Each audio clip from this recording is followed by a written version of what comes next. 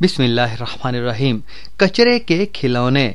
बच्चों, आज हमारा खिलौना बड़ा ही जबरदस्त है। एक बहुत अहम साइंसी कानून का सबूत भी है और साथ साथ खूबसूरत खिलौना भी। यह है बच्चों बॉयल का कानून और ये कहता है कि दबाव बढ़ाने से हुजम यानी फैलाव कम हो जाता है और दबाव कम करने से फैलाव बढ़ जाता है। आइए देखते हैं इसका मतलब क्या है। सामान क्या चाहिए? एक बड़ी सिरिंज 50 मिलीलीटर वाली और एक गुब्बारा। गुब्बारे को थोड़ा सा फुलाएं और बाकी की गांठ दे दें मजबूती से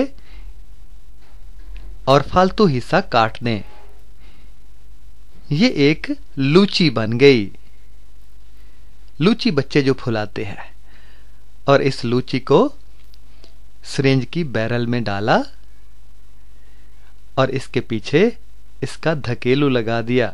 याद रहे कि बैरल में ये लूची आजादी से ऊपर नीचे हो सके। और इसको पकड़ें और अगले हिस्से पर उंगली रखें ताकि हवा ना निकले। आहिस्ता आहिस्ता आगे धकेलें। आप देख रहे हैं कि लूची छोटी होती जा रही है ज्यों ज्यों दबाव उस पर बढ़ता है हवा का।